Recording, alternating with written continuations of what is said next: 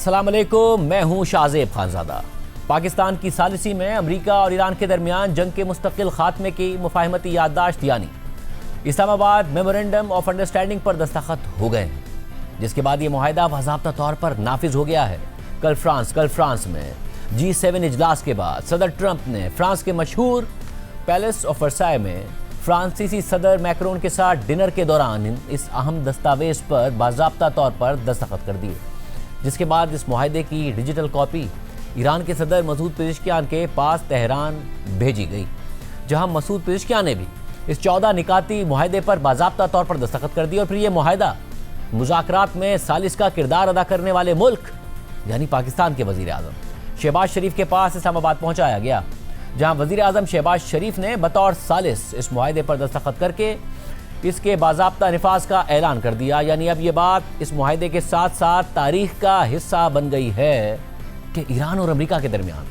جنگ، جو ساری دنیا کے امن اور معیشتوں کے لیے ایک بہت بڑا خطرہ اور بہت بڑا مسئلہ بن گئی تھی،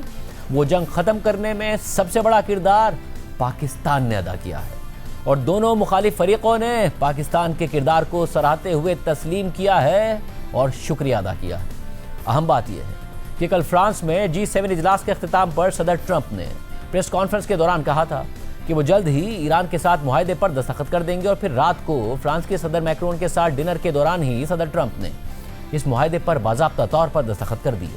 اور وائٹ ہاؤس نے ٹرمپ کی جانب سے معاہدے پر دستخط کی ویڈیو بھی جاری کر دی۔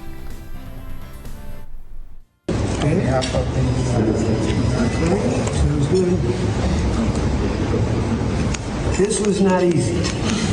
I can tell you.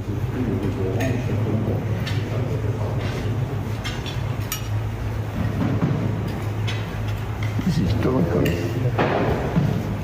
Yes? Bravo!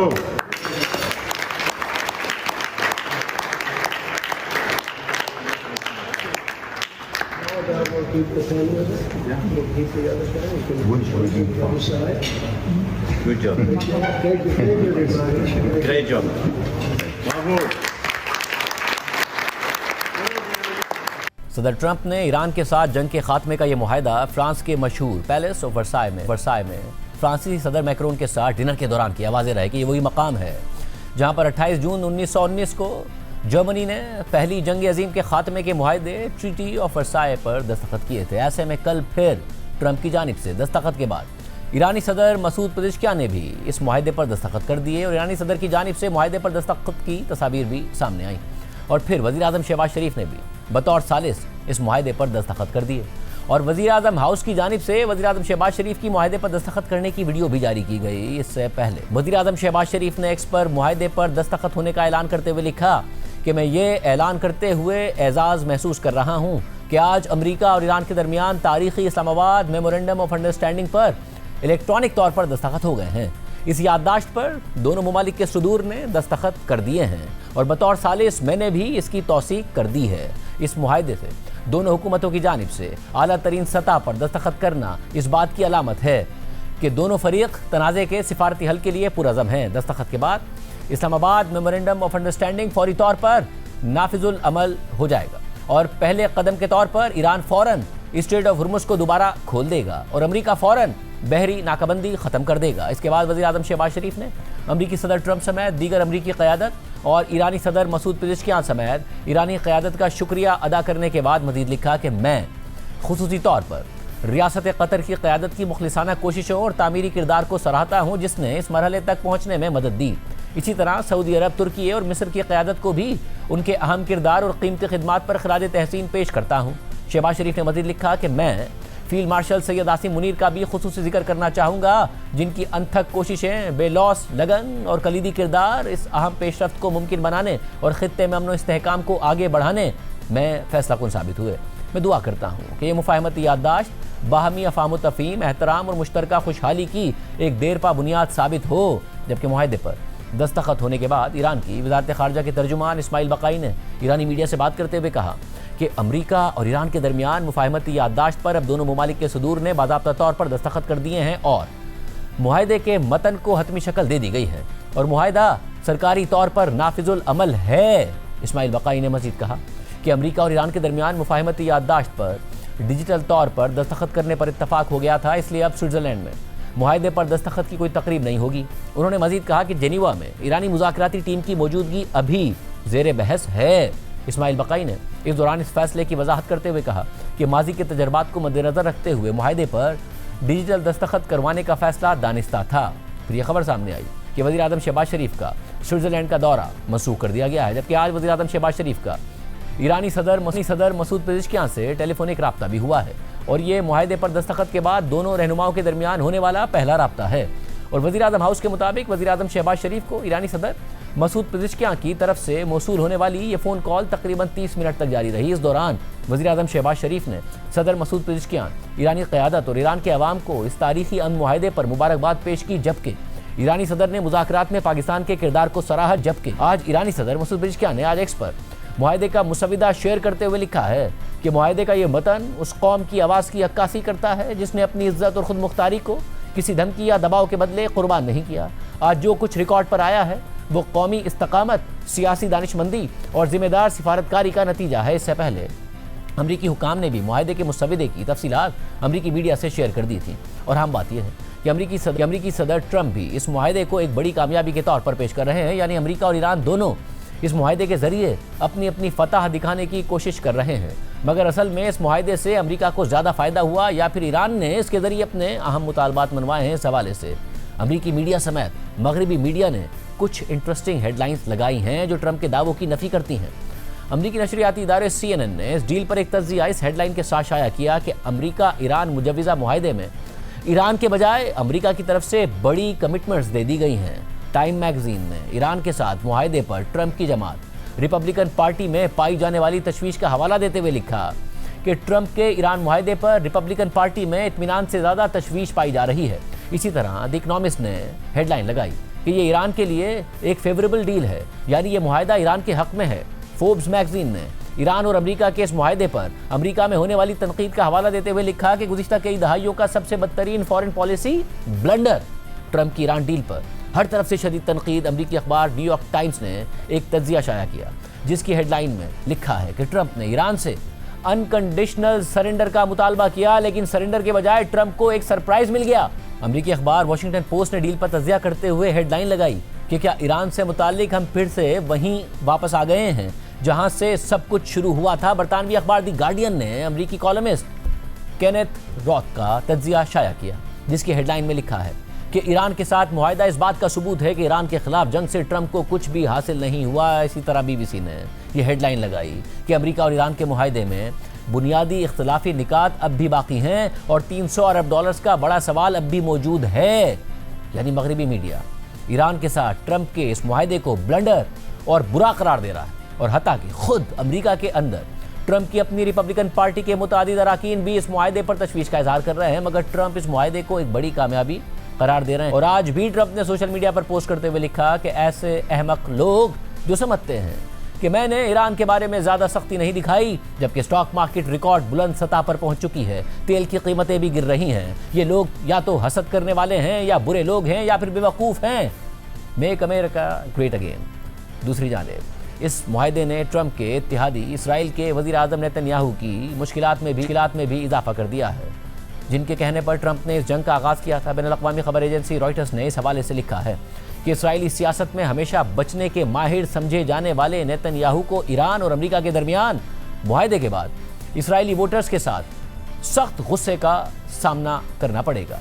यानी वो नेतन्याहू जिन्होंने इसराइल में इलेक्शन जीतने के लिए इस जंग का आगाज़ किया, अब जंग में मतलूबा मकासद हासिल ना करने की वजह से मुश्किलात का सामना कर रहे हैं, क्योंकि इसराइल में इस मुआहदे को शिकस्त के तौर पर देखा जा रहा है और ये शिकस्त इलेक्शन में नेतन्याहू की शिकस्त की वजह बन सकती है। और ये तनकीद भी बढ़ रही है कि इस जंग से पहले ईरान कमज़ोर था और अमरीका और इसराइल की दोस्ती मजबूत थी, लेकिन अब जंग के बाद ईरान पहले से ज़्यादा मजबूत हो गया है, जबकि अमरीका और इसराइल की दोस्ती कमज़ोर हो गई है। इसलिए एक्सियोस ने लिखा है कि ट्रंप की ईरान डील पर नेतन्याहू सख्त गुस्से में है और बाकी इत्तेहादी भी सख्त बरहम हैं। एक्सियोस की रिपोर्ट में मजीद लिखा है कि कल रात को जब सदर ट्रंप ने ईरान के साथ मुआहदे पर दस्तखत किए और इसे जारी किया तो इसराइली वज़ीर आज़म नेतन्याहू इस मुआहदे के हवाले से बिल्कुल खामोश रहे, जिसे इसराइली हुक्काम एक स्ट्रेटेजिक और सियासी तबाही के तौर पर देखते हैं। ये बात इसलिए अहम है क्योंकि नेतन्याहू ने اسرائیلی عوام سے ایران میں مکمل فتح کا وعدہ کیا تھا، لیکن انہیں ٹرمپ کے اس مفاہمتی یادداشت پر سمجھوتا کرنا پڑا اور ساتھ ہی صدر ٹرمپ کی مسلسل تنقید کا بھی سامنا کرنا پڑا، اور وہ بھی اسرائیل میں انتخابات سے صرف 4 مہینے پہلے۔ ایسے میں مجموعی صورتحال یہ ہے کہ نیتنیاہو بین الاقوامی سطح پر مکمل طور پر تنہا ہو گئے ہیں، کیونکہ وہ سمجھتے ہیں کہ یہ معاہدہ غلط ہے اور جنگ جاری رہنی چاہیے، یہاں تک کہ متحدہ عرب امارات، جو خلیجی ممالک میں ایران کے خلاف سب سے زیادہ سخت موقف رکھنے والا ملک سمجھا جاتا تھا، وہ بھی اس معاہدے کے حق میں علاقائی اتفاق رائے میں شامل ہو گیا ہے، جبکہ امریکہ میں بھی نیتنیاہو کی ریپبلکن پارٹی اور میڈیا میں موجود اتحادی اس معاہدے کو مکمل طور پر تنقید کا نشانہ بنانے سے ہچکچا رہے ہیں، کیونکہ خود ٹرمپ اس معاہدے کی منظوری دے چکے ہیں۔ 2015 میں اوباما کے ایران معاہدے کے خلاف کانگریس میں تقریر کی طرح کا موقع اب نیتنیاہو کے پاس نہیں ہوگا، اور نیتنیاہو ٹرمپ سے ٹکراؤ کے بغیر کسی امریکی نیوز چینل پر جا کر اس معاہدے کی کھل کر مخالفت بھی نہیں کر سکتے۔ رپورٹ میں مزید لکھا ہے کہ عوامی سطح پر اس معاہدے کی مذمت کے بجائے اسرائیلی حکام اسرائیلی صحافیوں کے ساتھ غیر رسمی بریفنگز میں اس معاہدے پر گہری تشویش کا اظہار کر رہے ہیں، اور ساتھ ہی اسرائیل میں نیتنیاہو کے حامی میڈیا ادارے جو پہلے زیادہ تر ٹرمپ کے سخت حامی رہے تھے، وہی ادارے اب ٹرمپ اور ان کی ٹیم پر سخت تنقید کر رہے ہیں۔ عام بات یہ ہے کہ G7 اجلاس کے دوران کل ٹرمپ نے ایران کے خلاف جنگ کے دوران نیتنیاہو کے تعاون کا شکریہ تو ادا کیا، لیکن ساتھ ہی ان پر طنز بھی کیا۔ ٹرمپ نے کہا کہ نیتنیاہو ایک اچھے آدمی ہیں اور وہ کبھی کبھی بہت زیادہ پرجوش ہو جاتے ہیں، لیکن ہماری شراکت بہت زبردست ہے، ہم بڑے پارٹنر ہیں اور وہ بہت چھوٹے پارٹنر ہیں۔ اہم بات یہ ہے کہ ماضی میں حتیٰ کہ وہ امریکی صدور جن سے نیتنیاہو اکثر اختلاف رکھتے تھے، انہوں نے بھی اسرائیل پر اتنی کھلی اور سخت تنقید نہیں کی جتنی ٹرمپ کر رہے ہیں، اور یہ نیتنیاہو کے لیے ایک اور بڑا جھٹکا ہے جو انہیں اپنے ایک اہم اتحادی سے برداشت کرنا پڑ رہا ہے۔ اس کے علاوہ اس معاہدے سے نیتنیاہو کے بڑھتے ہوئے چیلنجز کی تفصیلات بتاتے ہوئے رائٹرز نے لکھا ہے کہ اسرائیلی وزیر اعظم نیتنیاہو کی اس سال ہونے والے انتخابات میں اقتدار سے چمٹے رہنے کی امیدیں پہلے ہی کمزور تھیں، لیکن ایران کے ساتھ ساتھ امریکہ کے عبوری معاہدے نے ان کے لیے صورتحال مزید پیچیدہ کر دی ہے، اور امریکی صدر ٹرمپ نے ایران اور لبنان میں جنگوں کو اسرائیل کے اہداف مکمل ہونے سے کافی پہلے ہی ختم کرنے کا فیصلہ کر لیا ہے، اور مارچ میں نیتنیاہو کا یہ دعویٰ کہ ہم مشرق وسطیٰ کی شکل بدل رہے ہیں اب زیادہ سے زیادہ کھوکھلا دعویٰ نظر آ رہا ہے۔ ایسے میں کرپشن کے الزامات، اندرونی سیاسی تنازعات اور 7 اکتوبر 2023 کو اسرائیل پر حماس کے حملے میں سیکیورٹی ناکامیوں پر تنقید کا سامنا کرنے کے بعد اب نیتنیاہو کو اسرائیلی ووٹرز کے اس فیصلے کا بھی سامنا کرنا ہوگا کہ نیتنیاہو نے جنگوں اور اسرائیل کے امریکہ کے ساتھ تعلقات کو کیسے ڈیل کیا۔ واضح رہے کہ 76 سالہ نیتنیاہو نے اس ہفتے تصدیق کی ہے کہ وہ اسرائیلی انتخابات میں دوبارہ حصہ لینے کا ارادہ رکھتے ہیں، جو اکتوبر تک لازمی طور پر کرائے جانے ہیں، جبکہ پولز یہ ظاہر کرتے ہیں کہ نیتنیاہو کا دائیں بازو کا اتحاد اسرائیل میں شکست کی طرف بڑھ رہا ہے۔ اس ساری صورتحال میں اہم بات یہ بھی ہے کہ ٹرمپ نے ایران کے خلاف جنگ کو تو روک دیا ہے، مگر اس جنگ سے پہلے انہوں نے جو مقاصد فوری طور پر حاصل کرنے کا اعلان کیا تھا، وہ مقاصد اس معاہدے سے بظاہر فوری طور پر حاصل ہوتے نظر نہیں آ رہے ہیں، بلکہ اب تو خود ٹرمپ ان میں سے کچھ مقاصد کو ماننے سے انکار کر رہے ہیں، اور انہی مقاصد میں سے ایک مقصد یہ تھا کہ ایران کے میزائل پروگرام کو مکمل طور پر ختم کیا جائے یا اس پر حدود لگائی جائیں، اور نیتنیاہو تو اس کا بار بار اظہار کرتے تھے، لیکن کل فرانس میں جب ٹرمپ سے ایران کے میزائل پروگرام سے متعلق سوال ہوا تو ٹرمپ نے کہا کہ اگر دوسرے ممالک کے پاس بیلسٹک میزائل ہیں تو ایران کے پاس نہ ہونا تو ناانصافی ہے۔ بیلسٹک میزائل اور جوہری ہتھیار ایک چیز نہیں ہے، اور اگر سعودی عرب اور قطر کے پاس بھی میزائل موجود ہیں تو میں سمجھتا ہوں کہ ایران کے پاس بھی میزائل ہونا ٹھیک ہے۔ Iran having ballistic missiles. Can you elaborate on that? I want to make sure we understand it. No, I'm saying that if other countries have them, it's a little bit unfair for them not to have some. A ballistic missile is not the same thing as what we're talking about when we talk nuclear. But if Saudi Arabia and Qatar and they all have some, I would say in relative proportion, I think it's okay. That's what I mean. ایسے میں امریکہ میں صدر Trump کے ایران کے ساتھ ہونے والے اس نئے معاہدے کو انتہائی تشویش کے ساتھ دیکھا جا رہا ہے، اور اس کی کامیابی پر پہلے سے ہی تحفظات کا اظہار کیا جا رہا ہے۔ CNN کے گلوبل افیئرز کے تجزیہ کار اور 5 امریکی صدور George W Bush, Barack Obama, Donald Trump اور جو بائیڈن کے ادوار میں امریکہ کی اعلیٰ قومی سلامتی کے مختلف عہدوں پر رہنے والے بریٹ میکگرک نے اس معاہدے پر تجزیہ کرتے ہوئے لکھا ہے کہ اب کہ جب امریکہ نے ایران کے ساتھ طے پانے والی مفاہمتی یادداشت کا باضابطہ متن جاری کر دیا ہے، ہم اس کے فوائد اور نقصانات کو زیادہ منصفانہ انداز میں جان سکتے ہیں۔ متن سے یہ بات حیران کن طور پر واضح ہو جاتی ہے کہ امریکہ ایران کو بہت کچھ دے رہا ہے، جبکہ بدلے میں اسے بہت کم مل رہا ہے۔ بریٹ میگرک کے مطابق انہوں نے ماضی میں ایران کے ساتھ مشکل مذاکرات کیے ہیں اور یہ دستاویز اس لحاظ سے نمایاں ہے کہ اس میں ایران کو بہت سی چیزیں دے دی گئی ہیں جن کا ایران ماضی میں بھی مطالبہ کرتا رہا ہے، لیکن ایسی چیزیں ایران کو شاذ و نادر ہی مل سکی ہیں۔ ٹرمپ نے بظاہر یہ فیصلہ کیا ہے کہ ایک معاہدہ چاہے جیسا بھی ہو ڈیڈ لاک کی موجودہ صورتحال سے بہتر ہے۔ دوسری طرف ایران نے مؤثر طور پر اسٹریٹ آف ہرمز کو یرغمال بنا لیا اور امریکہ سے اپنی قیمت وصول کرنے کا مطالبہ کر دیا، اور ایران کی یہ حکمت عملی بظاہر کامیاب رہی ہے۔ اس مفاہمتی یادداشت کی عملی حقیقت یہ ہے کہ ایران کو بھی کافی کچھ ملتا ہے جس میں دسیوں ارب ڈالر شامل ہیں۔ اس کے بدلے میں ایران اسٹریٹ آف ہرمز میں بحری جہازوں پر حملہ نہیں کرے گا۔ اس متن اور ایران کی مذاکراتی حکمت عملی کے بارے میں ہماری معلومات اور گزشتہ 47 سالوں میں مشرق وسطیٰ اور عالمی سطح پر اس کے طرز عمل کو دیکھتے ہوئے یہ امکان کم ہے کہ امریکہ اس یک طرفہ مفاہمتی یادداشت سے جوہری پروگرام یا کسی اور معاملے پر ایک جامع معاہدے تک پہنچنے میں کامیاب ہو سکے گا۔ ایسا لگتا ہے کہ امریکہ نے صرف اسٹریٹ آف ہرمز کو کھلوانے کے بدلے میں اپنی بہت سی سفارتی برتری کھو دی ہے، اور جیسے جیسے یہ مذاکرات طول پکڑتے ہیں یا تعطل کا شکار ہوتے ہیں، اس مفاہمتی یادداشت کے ذریعے قائم ہونے والا امن ممکن ہے کہ زیادہ دیر تک برقرار ہی نہ رہے۔ اس کے علاوہ 5 امریکی صدور کے ادوار کو کور کرنے والے اور گزشتہ 20 سالوں سے ایران کے نیوکلیئر پروگرام پر رپورٹنگ کرنے والے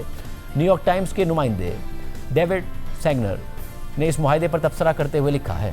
کہ یہ محض 15 ہفتے پہلے کی بات ہے جب صدر ٹرمپ نے اعلان کیا تھا کہ غیر مشروط سرنڈر کے علاوہ ایران کے ساتھ کوئی معاہدہ نہیں ہوگا، لیکن کل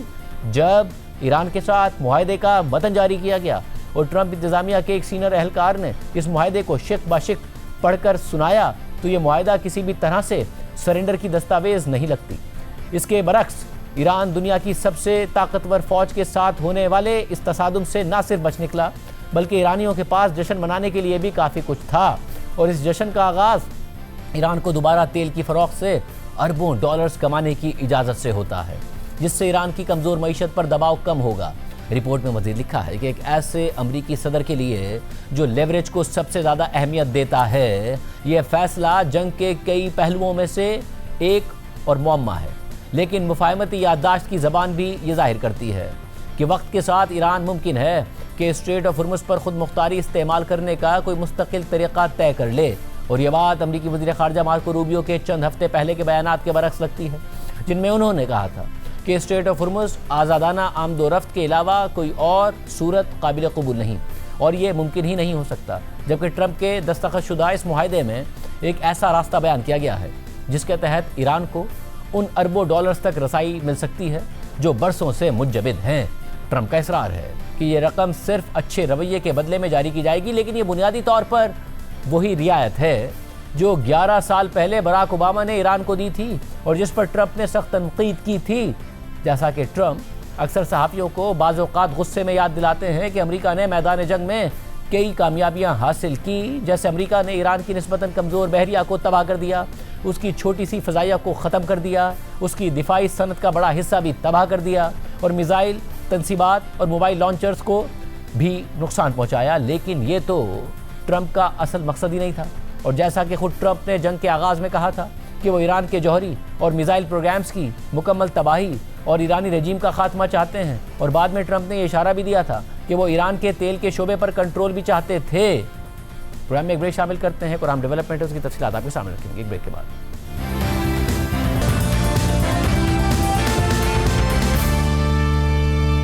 حکومت ایک متنازع قانون سازی کرنا چاہتی ہے جس کے تحت کوئی بھی مالک مکان یا جائیداد کا مالک ٹیلی کام کمپنیز کو اپنی جگہ فراہم کرنے سے انکار نہیں کر سکے گا۔ یعنی آپ کی اپنی ہی جائیداد پر کیا ہوگا، کون سے آلات لگیں گے، ٹاور لگے گا نہیں لگے گا، اس متنازع بل کی منظوری کے بعد یہ فیصلہ ٹیلی کام کمپنیز کریں گی، اور اگر آپ نہیں مانیں گے تو حکومت سے آپ کی شکایت کریں گے اور آپ کو قانونی چارہ جوئی بھگتنی پڑے گی۔ یعنی آپ کے پاس ایک طرح سے انکار کی کوئی گنجائش ہی نہیں ہوگی۔ اہم بات یہ ہے کہ پاکستان ٹیلی کمیونیکیشن ری آرگنائزیشن نامی یہ ترمیمی بل 2026 قومی اسمبلی سے منظور بھی ہو چکا ہے، اور اس کے بعد سینٹ میں پیش کیا جا چکا ہے، اور پھر سینٹ نے اسے قائمہ کمیٹی برائے انفارمیشن ٹیکنالوجی اینڈ کمیونیکیشن کو بھیجا، جہاں منگل کو ہونے والے اجلاس میں اس بل میں متنازع شقوں کی نشاندہی کی گئی اور بحث کو مؤخر کر دیا گیا۔ قائمہ کمیٹی کی چیئرپرسن اور پیپلز پارٹی کی سینیٹر پلوشہ خان کا کہنا ہے کہ فائبرائزیشن ضروری ہے، لیکن اس کی آڑ میں عوام کے بنیادی حقوق اور نجی املاک کے تحفظ پر کوئی سمجھوتا نہیں ہوگا۔ سینٹ کمیٹی میں بل کا تفصیلی جائزہ لینے کے دوران متعدد متنازع شقوں پر سنجیدہ تحفظات سامنے آئے۔ ہم ایسی تمام شقوں میں ضروری ترمیم لائیں گے تاکہ ترقی کے ساتھ ساتھ عام شہریوں کے حقوق، انصاف اور قانونی تحفظ کو بھی یقینی بنایا جا سکے۔ اس کے علاوہ پیپلز پارٹی کا دعویٰ ہے کہ حکومت نے یہ بل فائنانس بل کی آڑ میں جلد بازی میں منظور کروا لیا اور اس پر بحث نہیں کی گئی۔ قومی اسمبلی سے منظور ہونے والے اس ترمیمی بل میں ٹیلی کام کمپنیز کو فائبر آپٹک بچھانے،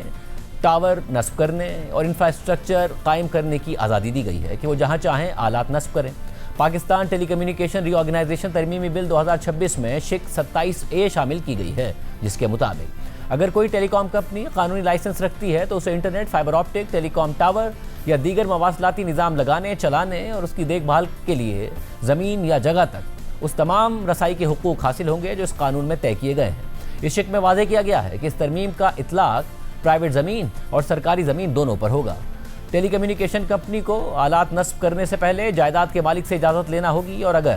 15 دن کے اندر کوئی جواب نہیں دیا گیا تو ایک ریمائنڈر دینا ہوگا۔ اسی طرح پبلک انفراسٹرکچر یعنی سرکاری زمین کے معاملے میں درخواست کے 30 دن کے اندر اگر جواب نہیں دیا گیا تو بھی ریمائنڈر دیا جائے گا اور اس کے بعد درخواست کو منظور سمجھا جائے گا۔ اگر پرائیویٹ زمین کا مالک 30 دن تک کوئی جواب نہیں دیتا تو ٹیلی کام کمپنی اس معاملے کو حکومت کے پاس لے جا سکتی ہے۔ بل کے مطابق پبلک انفراسٹرکچر پر آلات لگانے کی صورت میں کوئی چارجز، فیس اور کرایہ نہیں ہوگا، جبکہ پرائیویٹ زمین کے معاملے میں ٹیلی کام کمپنی اور زمین کا مالک اپنی مرضی سے ایگریمنٹ طے کر سکتا ہے اور اگر دونوں کے درمیان کوئی ایگریمنٹ نہیں ہوا تو اس معاملے میں حکومت مداخلت کرے گی اور دونوں کے درمیان معاملہ حل کرے گی۔ اسی طرح private housing societies, cooperative housing schemes, رہائشی اور commercial, non commercial, estate management ادارے، کنٹونمنٹس اور ڈیفنس ہاؤسنگ اتھارٹیز کی زمین پر آلات نصب کرنے کی کوئی فیس، چارجز اور کرایہ نہیں ہوگا۔ اس کے علاوہ ترمیمی بل کی شق 27B میں جرمانے کا ذکر کیا گیا ہے کہ حکومت زمین کے مالک پر تاخیر کرنے یا رکاوٹ پیدا کرنے پر 5 کروڑ روپے تک کا جرمانہ عائد کر سکتی ہے۔ یعنی اگر کوئی شخص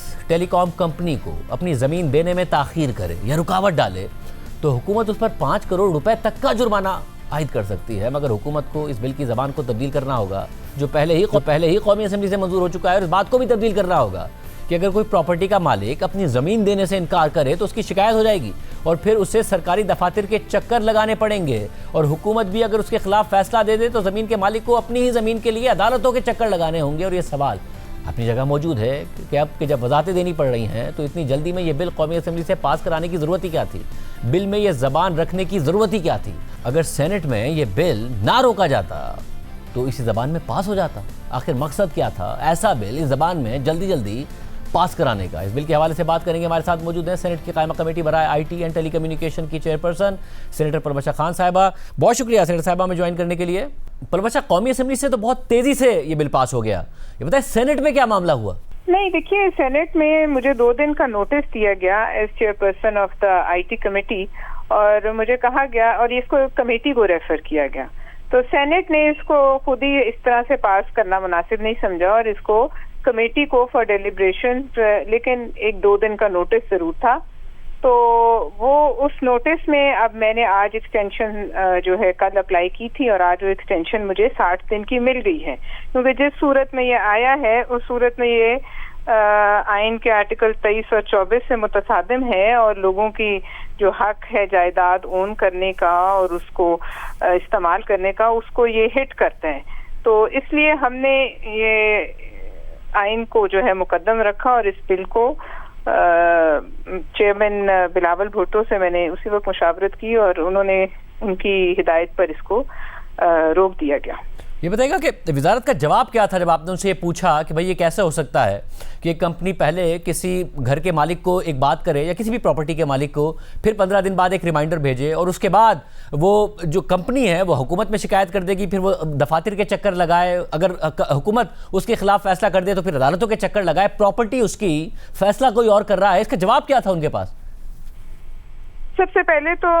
ان کو جب میرے سے میں بھی تھی، میرے ساتھ 2 اپنے آنریبل ممبرز تھے نون لیگ کے، انہوں نے بھی اس کو دیکھا اور ان کو بھی تشویش ہوئی، انہوں نے بھی اس پہ اعتراضات اٹھائے اور ہم نے ان کو دیکھیے فائبرائزیشن ایک تو ہے نا جو کہ زیر زمین ہے کیبلنگ، لیکن اس میں جب ہم نے ٹاورز، اکوپمنٹ جس میں کوئی چیز بھی آ سکتی ہے، کوئی نجی کمپنی جو ہے وہ اس میں کوئی چیز بھی اکوپمنٹ کے طور پہ لا سکتی ہے اور کہیں بھی اس کو اریکٹ کر سکتی ہے، اور عام شہری کا اس پہ اعتراض کرنے کا جو حق ہے وہ سخت متاثر ہوتا ہے اور اس کے حق ملکیت کو جو ہے یہ محدود ہوتا ہے۔ ہم نے جب یہ باتیں ان سے کی تو انہوں نے کہا نہیں اس میں ٹاور شاید نہیں ہے، لیکن ہم نے جب انہیں دکھائے تو پھر شاید ان سے بھی آئی ڈونٹ نو کہ کیسے نظر انداز ہوا یہ، لیکن پھر وہ خاموش ہو گئے۔ اور جب میں نے اپنی لیڈرشپ سے مین وائل اسی دوران ان سے رابطہ کیا اور میں نے چیئرمین بلاول بھٹو صاحب سے کہا کہ یہ اس قسم کا ایکسیسو بل ہے اور اس میں یہ 5-5 کروڑ جرمانے اور لوگوں کے گھروں کے اندر تک رسائی کا حق اور ان سے اعتراض کا حق چھین لینا، اور کوئی آرام سے گھر بیٹھا ہے اس کو 2 نوٹس سرو ہو جائیں، وہ ایک اینڈلیس لیٹیگیشن میں پڑ جائے، اور پھر وہ جائے بھی تو کسی سرکاری جو افسر ہے وہی اس کا فیصلہ کرے، تو یہ تو بہت خطرناک ٹرینڈ کو جو جنم دے گا۔ تو بلاول صاحب نے کہا کہ جی بل جو ہے اس کو روک لیا جائے، اور اس کو ہم نے اسی وقت روک لیا، بلکہ اس بات پہ بھی حیرانی کا اظہار ہوا کہ یہ ایک نارمل بجٹ کے سیشن کے دوران کیوں آیا ہے، یہ بجٹ کے بعد بھی آ سکتا تھا۔ لیکن اب یہ بل میرے خیال میں اس کی تو ایک لفظ پہ غور کرنا پڑے گا، اس کو جتنی دفعہ پڑھا جائے اس میں سے بہت سے سوالات نکلتے ہیں۔ اور یہ جس کی زمین ہے اس کے پاس رائٹ ہے ریفیوزل کا، مگر اس کے بعد وہ دفاتر کے چکر نہ لگائے، یہ سارے معاملات نہ ہو، جرمانے نہ بھگت رہا ہو، آپ اس بات کو یقینی بنائیں گی کہ اس میں سے ساری چیزیں نکلیں؟ دیکھیے بالکل آئین سے متصادم یہ بنیادی حق ہے کسی بھی شہری کا کہ وہ جائیداد اون کرے اور جائیداد کو جیسے مرضی استعمال کرے، بلکہ یہ حکومت کا بھی تو ریاست کا حق ہے کہ وہ فرض ہے کہ وہ شہری کے اس حق کو محفوظ کرے۔ لیکن جو اس میں سب سے ایک خطرناک پہلو یہ بھی تھا کہ خاموشی کو جو ہے وہ رضامندی انہوں نے قرار دے دی ہے کہ 2 دفعہ نوٹس جائے گا، اس کے بعد جو ہے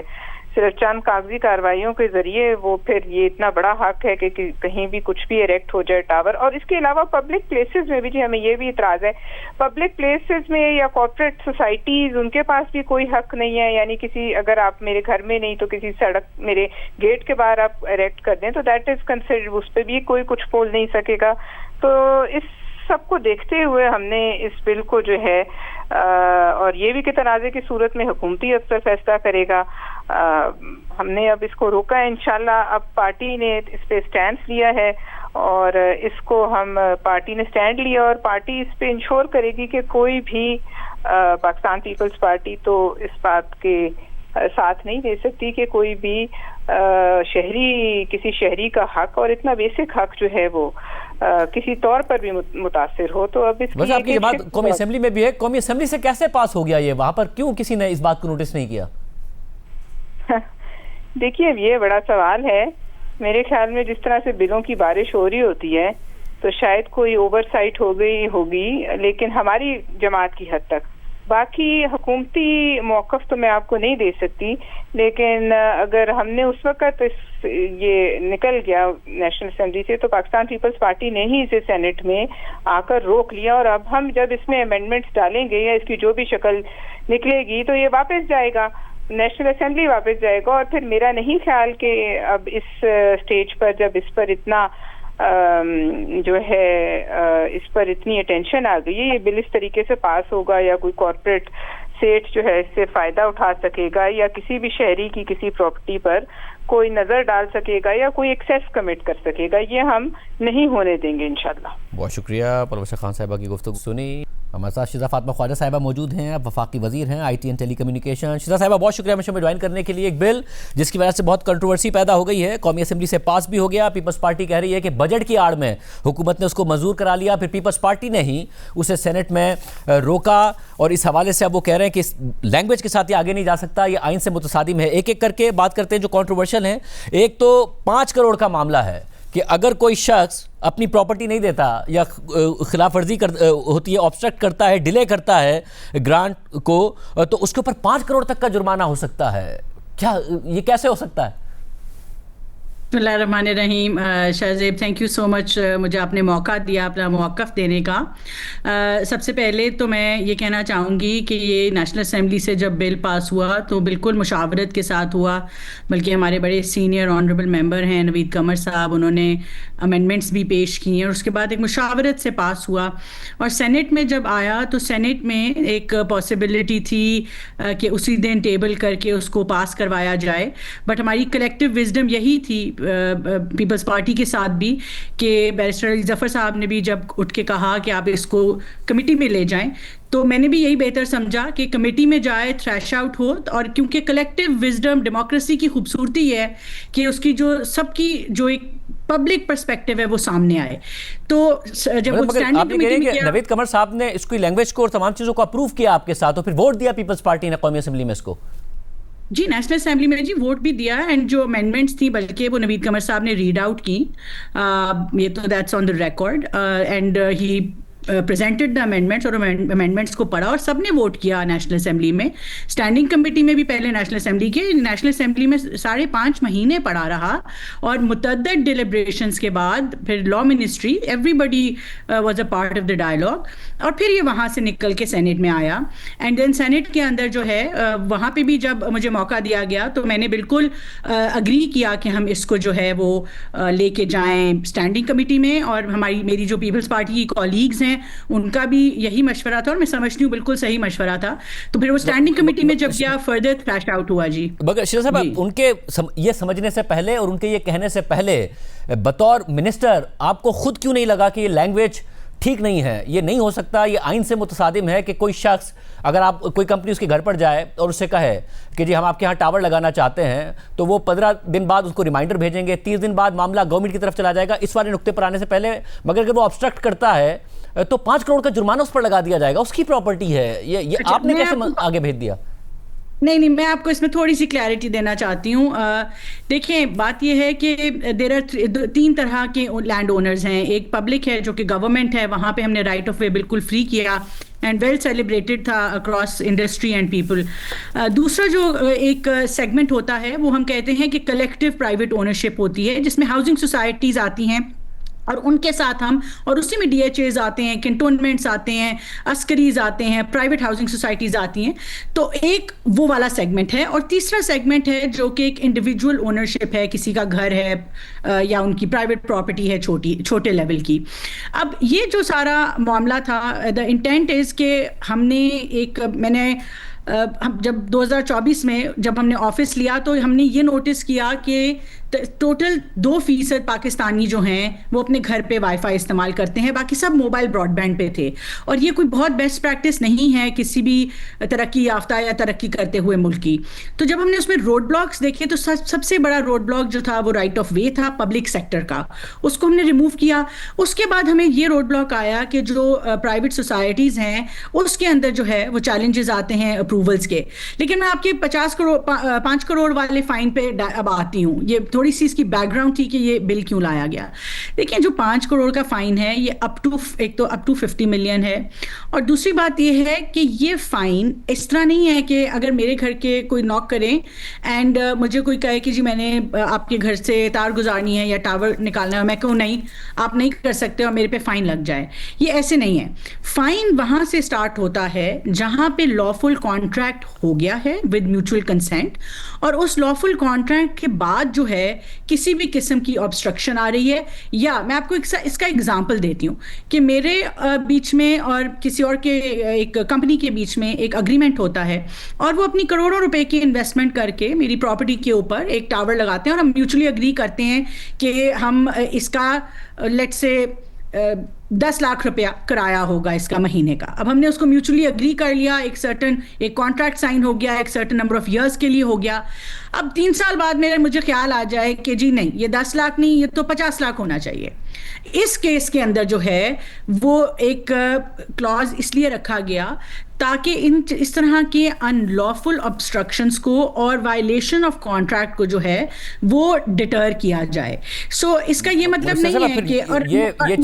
یہ بات لکھی ہونی چاہیے تھی نا بل میں, کیونکہ بل میں ایسا نہیں لکھا ہوا. بل میں جب 27B میں یہ لکھا ہوا ہے کہ اگر کوئی obstruct کرے یا ڈیلے کرے گرانٹ آف رائٹ کو, अंडर 27 है और 27A में लिखा हुआ है कि किस तरीके से जितनी भी पार्टीज़ हैं, चाहे वो प्राइवेट ओनर हो या फिर सोसाइटी हो या फिर पब्लिक प्रॉपर्टी हो, उसके ऊपर क्या प्रोसीजर होगा कि जिसके तहत उन्हें परमिशन देनी है। तो ये लिखा नहीं हुआ है, या तो आपको लैंग्वेज बदलनी पड़ेगी या फिर लैंग्वेज होनी नहीं चाहिए थी इधर, क्योंकि इससे तो ऐसा ही लग रहा है कि उसको 5 करोड़ तक का जुर्माना भुगतना पड़ेगा।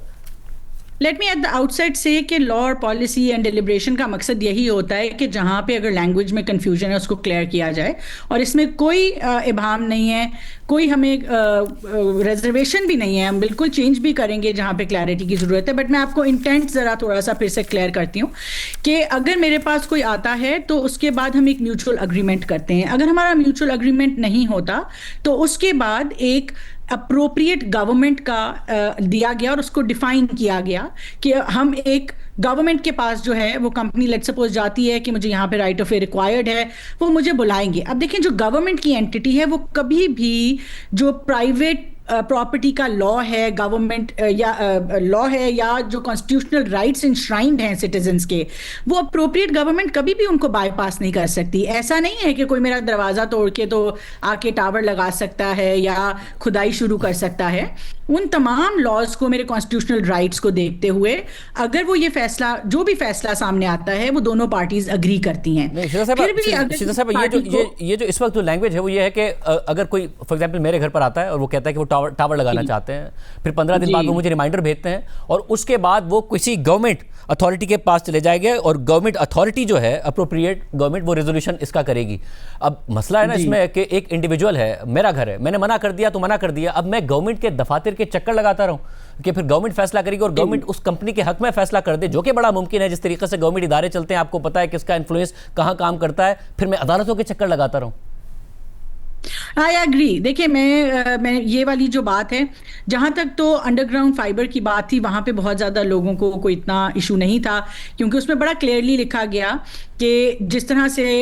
ये कैरी आउट होगा पूरा फंक्शन, वो म्यूचुअली अग्री होगा, और जब एक दफ़ा अंडरग्राउंड केबल डल जाएगी तो उसके बाद उसको ओरिजिनल स्टेट में, ये लॉ स्टेट करता है कि उनका घर, उसकी प्रॉपर्टी ओरिजिनल स्टेट में वापस होगी और कोई परमानेंट डैमेज टू प्रॉपर्टी नहीं होगा। जहाँ तक शाहजेब, आई हैव टू से एंड के जहाँ तक ओवरग्राउंड इंफ्रास्ट्रक्चर की बात है और इसके अंदर जो आप कंफ्यूजन बयान कर रहे हैं, हम इसको इसीलिए ये लाइक आई सेड बिफोर कि जो कलेक्टिव विजडम है उसमें ये चीज़ हमारे सामने बिल्कुल आई है, और जो ओवरग्राउंड हमारी इंस्टॉलेशंस हैं टेलीकॉम इंफ्रास्ट्रक्चर की, उसके लिए ये जो वर्डिंग्स के अंदर क्लैरिटी की ज़रूरत है वो हम डेफिनेटली लेके आएंगे। और ये आम बात है, यानी आप ये कह रहे हैं कि ज़ाहिर फाइबराइजेशन होनी चाहिए, मुल्क में टेलीकम्युनिकेशन की पेनिट्रेशन बेहतर हो, ज़रूर होना चाहिए, वाईफाई का नेटवर्क की एक्सेस लोगों को ज़्यादा बेहतर अंदाज में हो, ज़रूर होना चाहिए। उसके लिए अब जो होगा कंसेंसस के साथ होगा, जो डॉक्यूमेंट आएगा वो अवाम की बेहतरी के लिए, मुल्क की बेहतरी के लिए और कंसेंसस के साथ आएगा, जो भी इसकी लैंग्वेज में। एब्सोल्युटली, मतलब इससे ज़्यादा सही बात नहीं कर सकते। देखें, as minister of IT and telecom, मेरे ऊपर सबसे ज़्यादा जो मैं जिम्मेदारी अपने ऊपर समझती हूँ इस 24 करोड़ अवाम की, वो ये है कि हर शख्स के पास एक रिलायबल हाई स्पीड इंटरनेट होना चाहिए जो उसके लिए अफोर्डेबल हो। उसके लिए जब हमने एनालिसिस किया बॉटलनेक्स क्या थे, देखिए हमने सबसे पहले इसीलिए दुनिया का सबसे बड़ा स्पेक्ट्रम ऑक्शन किया 480 मेगाहर्ट्ज, क्योंकि हमें यह पता चला कि स्पेक्ट्रम की कंजेशन है। आप समझें कि 274 मेगाहर्ट्ज के ऊपर जब से ये टेलीकॉम का पूरा निज़ाम शुरू हुआ है, पाकिस्तान पिछले 30-40 साल से टोटल 274 मेगाहर्ट्ज पे था। हमने एक गो में 480 मेगाहर्ट्ज अवेलेबल करके इस कंजेशन को खत्म किया। फिर हमें पता चला कि हमारी submarine cables end of life पे आ रही हैं। हमने 1.5 साल में 3 सबमरीन केबल्स लैंड करवाई। ये अनसर्टेनिटी जियोपॉलिटिक्स में ना होती तो 2 लाइट अप हो चुकी होती, वो इंशाल्लाह हो जाएंगी। तीसरा, हमें पता चला कि फाइबर ही नहीं है मुल्क के अंदर, टोटल 3 मिलियन हाउस पासेस नहीं थे। देखिए, इतना बड़ा मुल्क है, 24 करोड़ अवाम है, हम तो फॉर ग्रांटेड लेते हैं हमारे घर में वाईफाई आता है, दफ्तर जाते हैं वाईफाई आता है, मगर सिर्फ 30 लाख इंडस्ट्री मिला के जो है वो हाउस होल्ड्स के पास फाइबर आता है। बाकी 98% ہماری 98% آبادی جو ہے وہ موبائل براڈ بینڈ استعمال کرتی ہے. ٹاورز ہمارے ٹوٹل 14% فائبرائز تھے, ہم نے 2 سال میں اس کو 19% کے اوپر لے کے گئے, ہم نے 60% پہ لے کے جانا ہے. پھر اس کے باٹل نیکس نکالے گئے, اس کے اندر پھر یہ رائٹ آف وے کے مسائل سامنے آئے, پرائیویٹ ہاؤسنگ سوسائٹیز کے سامنے آئے. سو انٹینٹ یہ ہے کہ ہم فائبرائزیشن کیسے بہتر کر سکتے ہیں, ریلائبل انٹرنیٹ کیسے دے سکتے ہیں جو افورڈیبل ہو, گاؤں بستی بستی ہماری آپٹک فائبر جانی چاہیے تاکہ ہماری موبائل براڈ بینڈ کے اوپر ریلائبلٹی کم ہو اور ہمارے لوگ اچھا ریلائبل انٹرنیٹ استعمال کریں. دیکھیں میرا جینوئنلی ماننا ہے ایون ایز اے سٹیزن کہ آج اگر ہم انٹرنیٹ پرووائڈ کر دیتے ہیں اپنے بچوں کو اور اسمارٹ ڈیوائسز دے دیتے ہیں, دنیا کی کوئی طاقت نہیں ہے جو ہماری اکنامک ڈیولپمنٹ روک سکے. اس کے بعد ہمیں کسی چیز میں بہت زیادہ انویسٹ کرنے کی ضرورت نہیں ہے, تعلیم صحت سب comes to their doorstep. So intent جو تھی وہ اس بل کی, اس لا کی, وہ پبلک گڈ کے لیے تھی,